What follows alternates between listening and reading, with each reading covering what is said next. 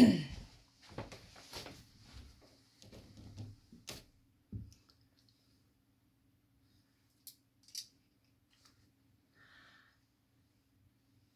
it's Merry Christmas, or however you like to call your festivities.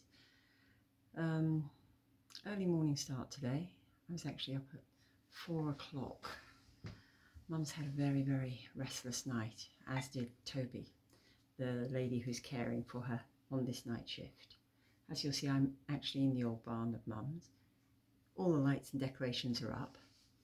Pitch black outside, so I thought I'd do it in here. I feel exhausted, but that's the way it goes when you're on this journey. And the important thing is, still, remember to eat breakfast. I love my porridge, so just excuse me while I take a quick mouthful because I am starving. One sec. This. That's where you need to actually start morning. So, what we had to do earlier on, because Mum had had all her normal medications that were not working, she was just in total overdrive. We had to call out the district nurse, and this is something you get put in touch with when you're in the system. Remember, it's all about being in the system, I think. So call up the district nurse, and then they come out within a time frame, and this is to enable them then to give Mum an injection, a mixed injection. Doesn't knock her out, doesn't put her to sleep instantly, anything like that. It is just to help settle and relax her. As does sometimes happen, by the time they came, Mum had actually just started to doze, but we knew she would be up again very shortly. She was only having 5-minute naps and then on the go the whole time through the night with her Zimmer frame up and down and around. Had some food, had some tea, but still in this total overdrive mode. And when they come in to do what's called the, it's not palliative care, well it is in one way, she's on palliative care, and they give the injection to help settle her.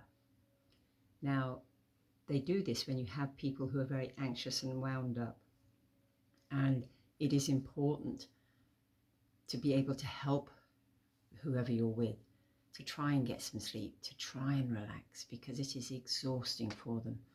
Their body and their memory are all at odds. So the body is saying, or rather the brain is saying, keep going. The body is saying, I'm exhausted. Mum was literally shaking through exhaustion tonight, and that's why I did call up.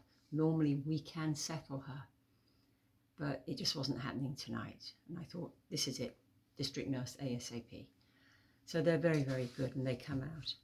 And like I said, you need to be in the system. You need to know about these things, because if you ignore what is happening at home and try and put up with everything, you won't last. And then you have to remember who is going to look after that person you are leaving behind. So get the help you need, please. Don't just sit there. Don't do it in silence. And hopefully then you will have more time together. In my case, and this will sound really strange, I know the journey Mum is going to go on. I know the end results. I've been there already with my auntie and with my father.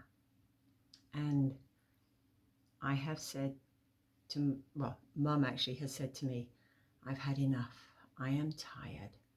I am frightened. I'm just ready to go. And she even actually said that one of the nights when she was having a particularly bad session.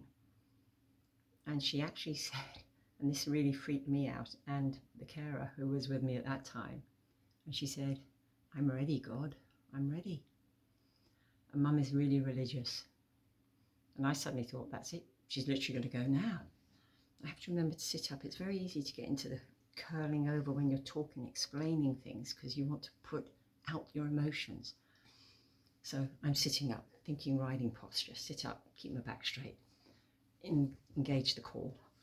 So, yeah, I have said to people, if Mum actually doesn't wake up in the morning, I will say, thank you, God, because her time now 100% will never get any better. It is only going to get worse. And it's been made that much worse by the fact she had the broken femur. It has totally wrecked the end of her life. Before, it's only the head you're contending with, and she was able to go around and you could manage everything. You knew what to do. But with the broken femur that happened in the care home, it has wrecked her. It's wrecked it. So she now has the pain that she doesn't always remember, but she knows she can't do things, which causes frustration, and her head can't get that around her. So that creates more anger, more frustration. I feel she is now rapidly losing ground. Her weight is down to 6 stone 9.